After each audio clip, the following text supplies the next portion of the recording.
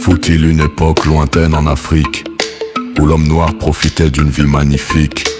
Terre-mère, nourricière ancestrale magique, il vivait dans ses vallées, il vivait dans ses forêts. Aux abords de ses mers, de ses déserts, et les griots déclamaient en paix.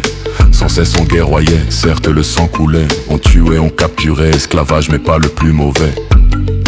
Les royaumes et les empires naissaient, déclinaient, mais même les pires présages des plus grands sages n'avaient vu venir au loin la danse des voiles blanches qui perturbèrent vers les rois, les lois, les foi. L'île de Gorée pour lieu d'hémorragie, lorsque des hommes la folie, par quelques noirs trahis aussi. Les razzias emmenèrent père, mère, enfant, l'homme blanc menaçant, mettant les villages des captifs à feu et à sang. L'homme noir à des chaînes liées, entassé dans les cales des bateaux appelés négriers, perdus sur l'eau, obligés de tourner dos à ce qu'ils avaient de plus cher.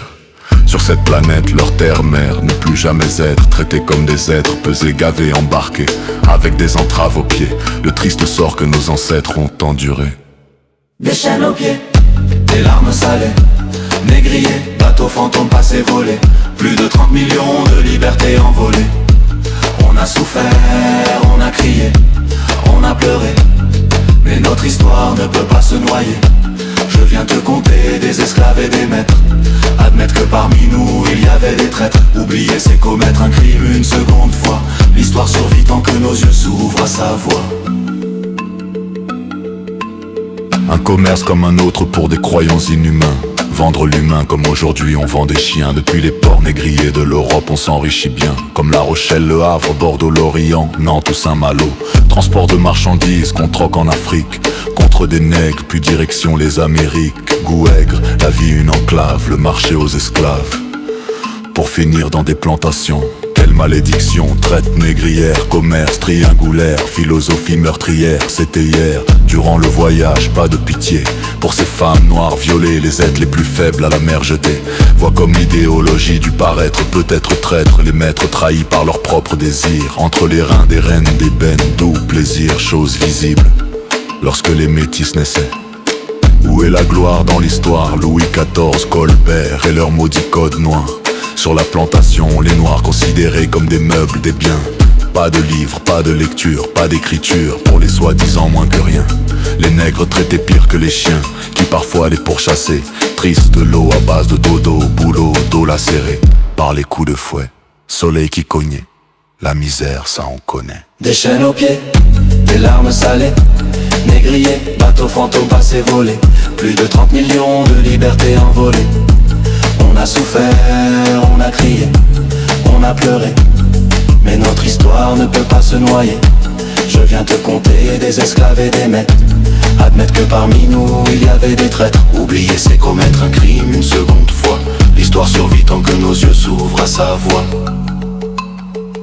Parfois assoiffés de justice et de liberté, certains fuyaient dans les forêts et devenaient des nègres marrons. Loin de l'humiliation, loin de la haine, loin des plantations, loin des chaînes, loin de leur horizon, de cette destinée qu'à l'époque on prétendait innée pour les fils de Charles, que tout condamne. L'homme blanc, race supérieure, béni par Dieu.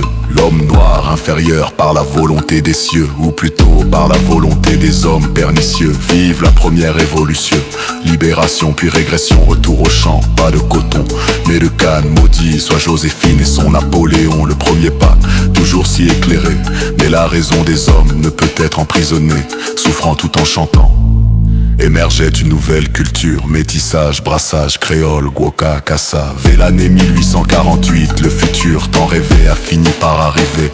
Les chaînes brisées, liberté retrouvée, retour à l'humanité, autour de la dignité. Oui, la France a indemnisé les descendants d'armateurs et les béquets. Passons, si j'aligne ces quelques mots, c'est pour les nouvelles générations, qu'elles ne puissent jamais oublier le passé de la profitation. Non pas d'omission, de l'abomination, nous formons une seule nation. Et la mémoire est émerveille, un devoir essentiel, loin des querelles. Il n'y a qu'une race humaine et elle est belle. Des chaînes aux pieds, des larmes salées, négriers, bateaux fantômes passés volés, plus de 30 millions de libertés envolées. On a souffert, on a crié, on a pleuré, mais notre histoire ne peut pas se noyer. Je viens te conter des esclaves et des maîtres, admettre que parmi nous il y avait des traîtres. Oublier c'est commettre un crime une seconde fois. L'histoire survit tant que nos yeux s'ouvrent à sa voix.